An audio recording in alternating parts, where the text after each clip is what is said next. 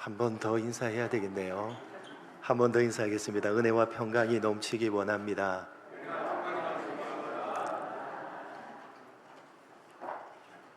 사도 바울이 로마 교회에 보낸 편지인 로마서를 차례대로 살펴보는 가운데 오늘 함께 생각해 볼 본문의 말씀은 5장 3절과 4절 말씀입니다. 여러분, 오늘은 지나간 절반의 한 해를 되돌아보고 결산하며 감사하는 맥추 감사절입니다. 이 맥추절에 왜 로마서 말씀을 계속해서 살펴보려고 하는 것이냐? 그 이유는 맥추절은 우리가 받은 구원을 기념하며 감사하는 절기인데, 로마서는 바로 우리의 구원에 대해서 중점적으로 설명하고 있는 책이기 때문입니다. 여러분, 맥추절은 유월절과 함께 묶여져 있는 절기입니다. 유월절로부터 며칠째 되는 날, 50일째 되는 날이라고 해서 오순절이라고도 부르고, 그 50일에 일곱째 날 안식일이 7번 들어간다 라고 해서 77절이라고도 부릅니다. 유월절은 이스라엘의 출애굽, 즉 구원을 기념하는 절기입니다. 어린 양을 죽이고 그 피를 문설주에 바르고 애굽의 종되었던 이스라엘이 구원함을 받았듯이 어린 양으로 오신 예수님께서 죽으시고 피를 흘리심으로 죄의 종되었던 우리가 구원함을 받은 것입니다. 그런데 출애굽은 다만 애굽에서 나오는 것으로 끝이 나는 것이 아니라 어디로 들어가야 되죠? 가나안 땅으로 들어가야 끝이 납니다. 바로 맥추절은 애굽에서 나온 이스라엘이 가나안 땅으로 들어가서 그 땅에서 수확한 밀보리를 가지고 지켰던 절기입니다. 그러니까 유월절이 출애굽의 시작이라고 한다면 맥추절은 출애굽의 완성입니다. 그래서 맥추절, 오순절에 성령께서 강림을 하셨던 것입니다.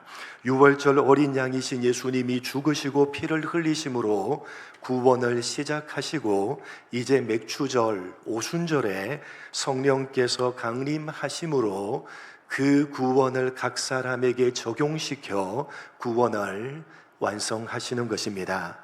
이렇게 오늘 우리가 지키는 맥추절은 우리가 받은 구원을 기념하며 감사하는 절기이기 때문에 우리의 구원에 대해서 중점적으로 설명하고 있는 로마서를 살펴보는 것입니다.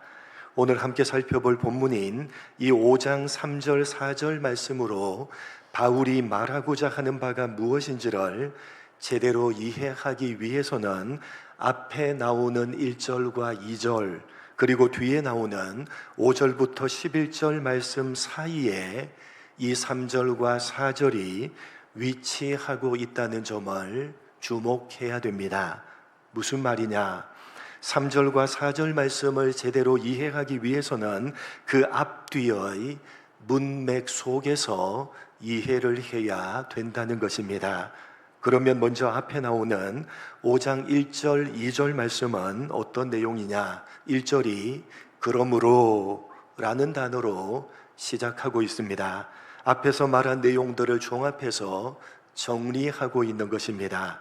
앞에서 바울은 이 세상 모든 사람들은 단 한 사람도 예외가 없이 모두 다 전혀 방법이 없는 죄인이라고 강조하면서, 그러나 이제는 단 한 가지 방법이 생겼다고 말을 합니다. 바로 예수님을 구원자로 믿는 믿음이라는 방법입니다. 오직 믿음으로 죄인이 의롭게 되는데, 그 믿음은 죄인이 사람이 스스로 만들어낼 수 있는 것이 아니라 하나님께서 값없이 주시는 선물이라고 강조를 했습니다. 그리고 그 모든 내용들을 종합해서 그러므로 라는 단어로 5장을 시작하면서 의롭게 되는 유일한 방법인 믿음을 하나님께서 우리에게 값없이 선물로 주셨으니까 하나님과 더불어 화평을 누리자고 결론을 내리는 것입니다. 하나님께서 이미 하늘 법정에서 우리를 향해서 무죄, 의롭다 라고 절대로 변하지 않는 영원한 판결을 끝내시고 실제적으로 우리를 은혜의 자리 안으로 옮겨 놓으셨기 때문에 그 은혜를 누리라는 것입니다. 전혀 방법이 없었던 죄인인 우리를 값없이 은혜로 의롭다 하시고 구원을 선물로 주셨기 때문에 영원히 변하지 않는다는 것입니다. 예수를 믿음으로 이미 받은 우리의 구원은 하나님께서 시작하신 구원이기 때문에 하나님께서 친히 유지하시고 끝까지 책임져 주시는 영원한 구원이라는 것입니다. 그러니까 오늘 본문 앞에 있는 1절과 2절 말씀은 오직 예수를 믿음으로 구원을 받은 우리는 그 어떤 경우라도 서로 우리가 여전히 죄를 범하고 있고 전혀 의롭지 못한 모습이라 할지라도 우리의 구원은 하나님께서 시작하시고 하나님께서 유지시켜 주시고 하나님께서 끝까지 책임져 주시는 영원히 확실한 구원이기 때문에 화평을 누리고 즐거워할 수 있다는 내용입니다. 그리고 뒤에 나오는 5절부터 11절까지는 1절과 2절에서 말한 바와 같이 오직 예수를 믿음으로 받은 우리의 구원은 영원히 확실한 구원인데 그 이유가 무엇 때문인지를 설명하는 내용입니다. 예수를 믿음으로 받은 우리의 구원이 왜 영원히 확실한 구원이냐? 그 이유가 무엇 때문이냐? 5절을 보시면 소망이 우리를 부끄럽게 하지 아니함은 이라고 말을 합니다. 무슨 말이냐?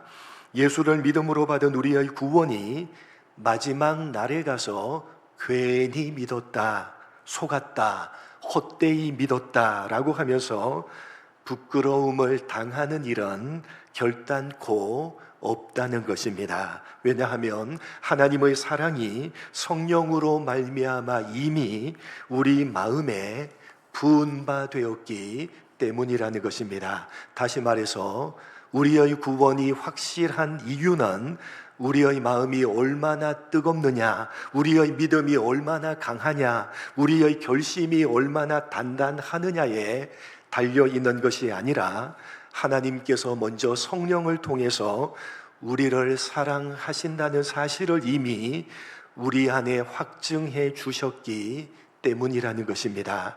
그리고 바울은 이미 우리 안에 확증해 주신 하나님의 사랑이 얼마나 확실한 사랑인지를 6절 이하에서 구체적으로 설명합니다. 우리가 아직 연약할 때에 경건하지 않은 우리를 위해서 그리스도께서 죽으셨다는 것입니다.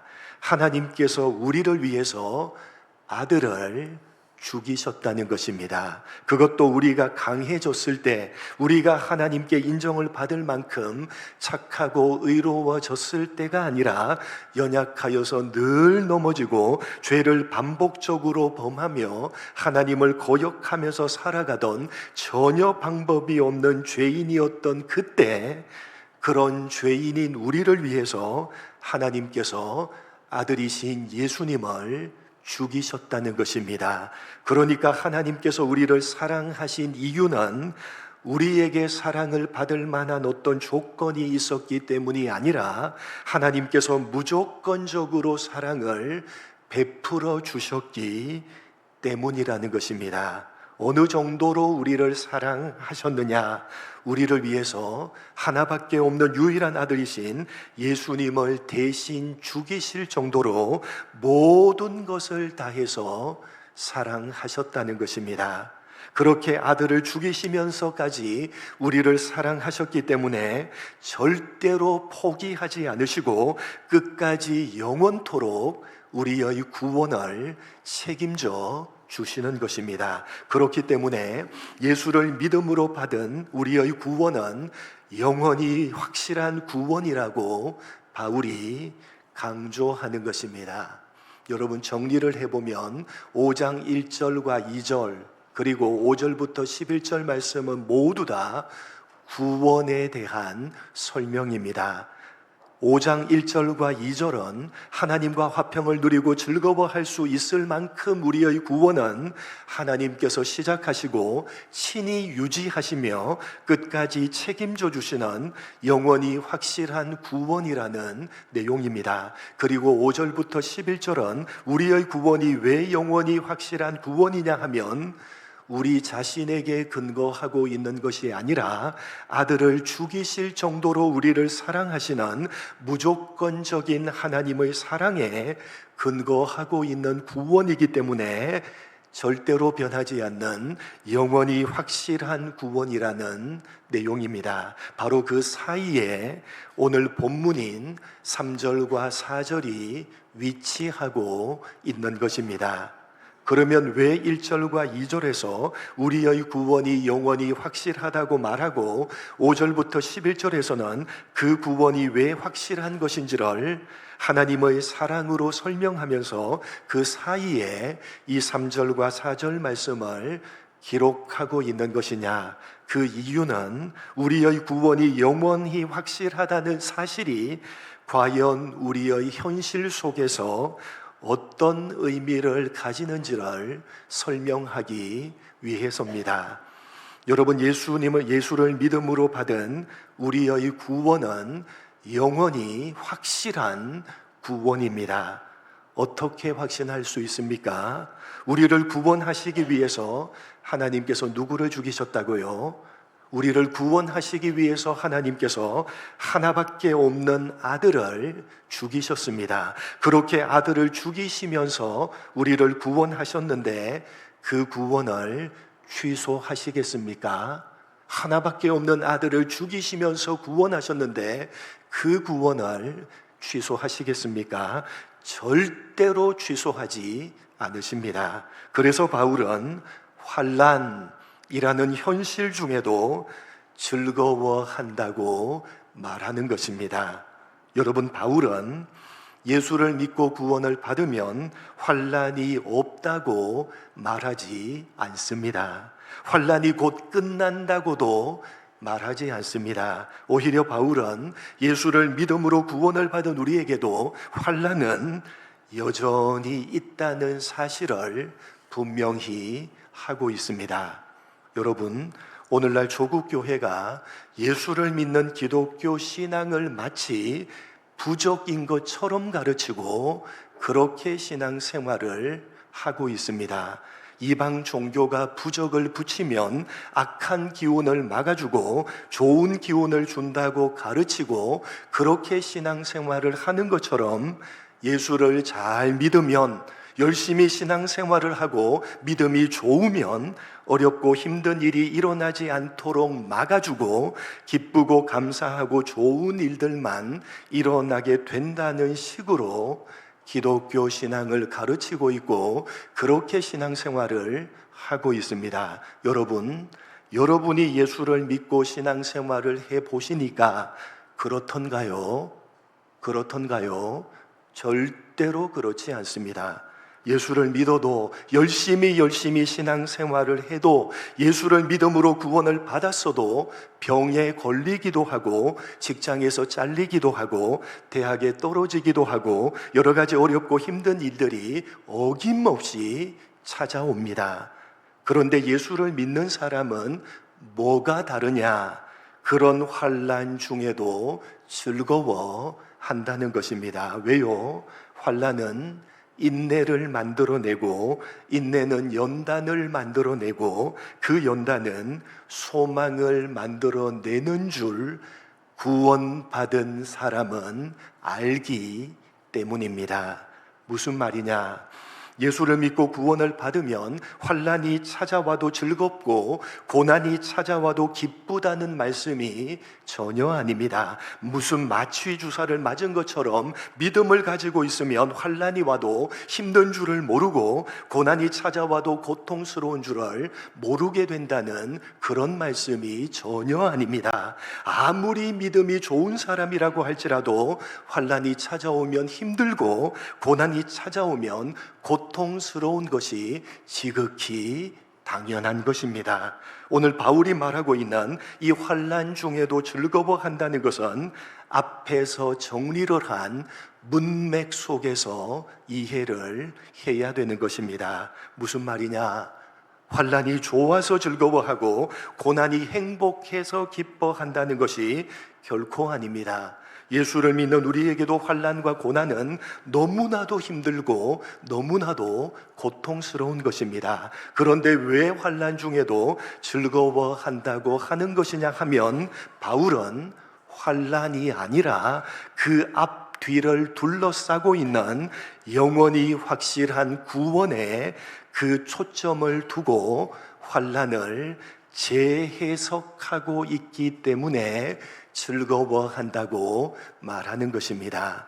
하나님께서 시작하시고 친히 유지하시며 끝까지 책임져 주시는 예수를 믿음으로 우리가 받은 그 영원한 구원이라는 관점에서 바울은 지금 현재의 환난을 재해석하고 있는 것입니다.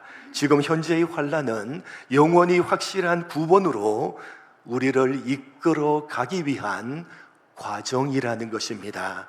하나님께서 환난을 통해서 인내를 이루시고 그 인내를 통해서 우리를 연단하시며 그 연단을 통해서 하나님께서 시작하신 영원히 확실한 구원을 끝까지 책임져 주신다는 것입니다.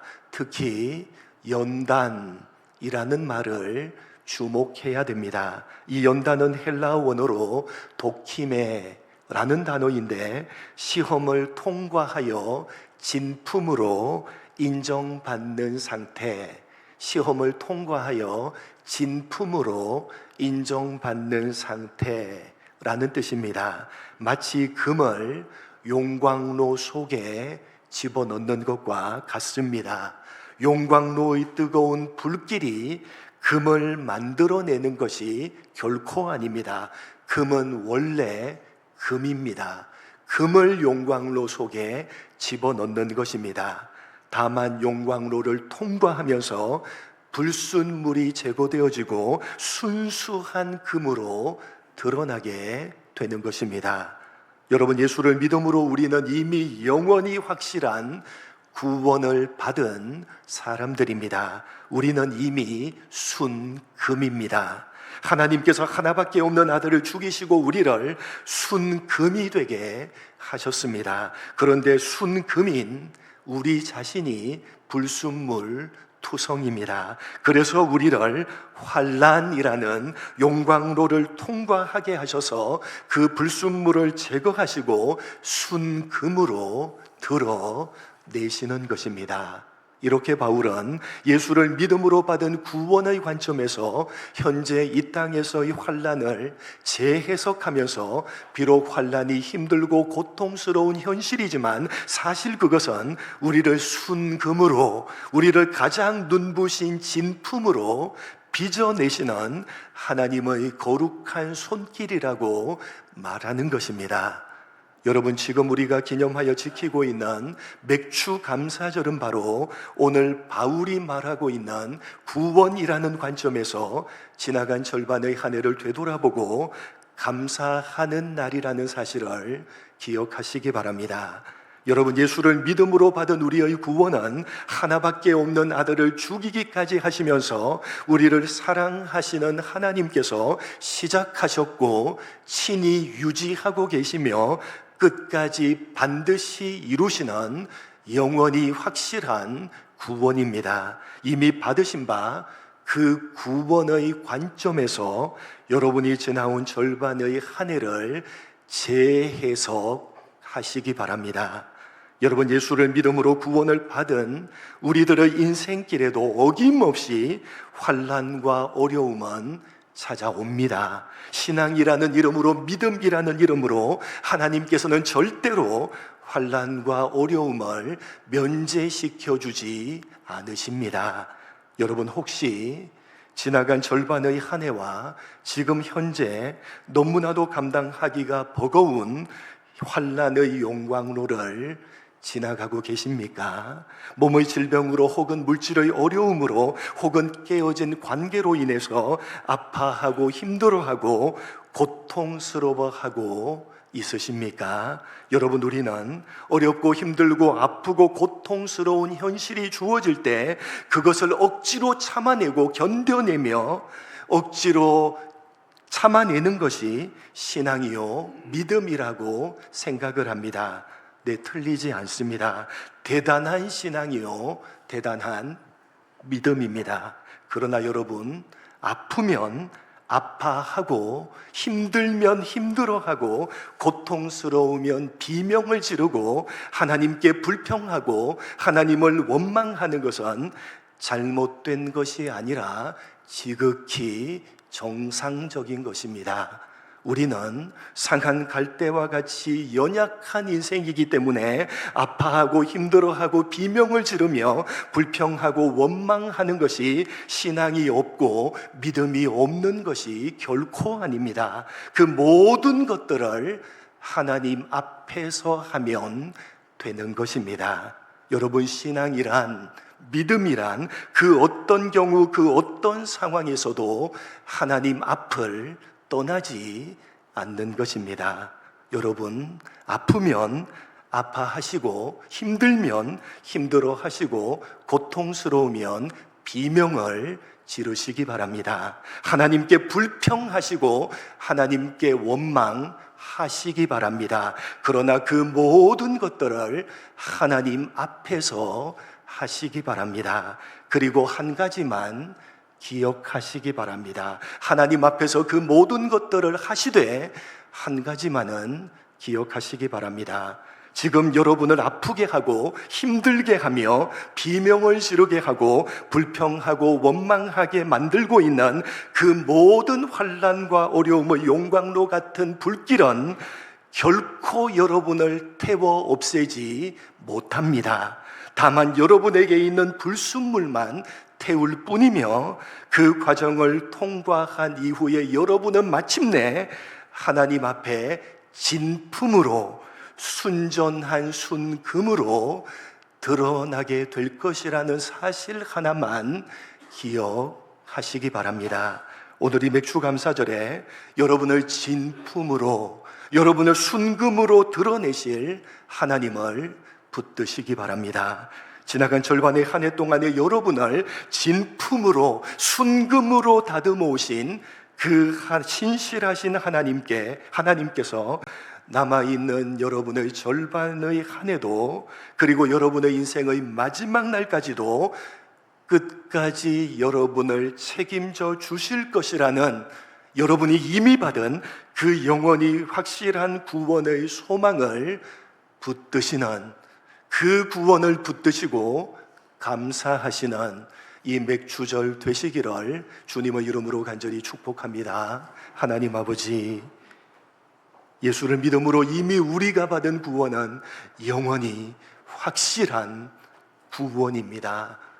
그 구원이라는 관점, 우리가 가지고 있는 그 영원히 확실한 구원이라는 관점에서 지나간 절반의 한 해를 되돌아보며 주어진 현실을 재해석해낼 줄 아는 우리 모두가 될 수 있도록 은혜 베풀어 주옵소서. 감사하오며 예수님의 이름으로 기도드립니다. 아멘.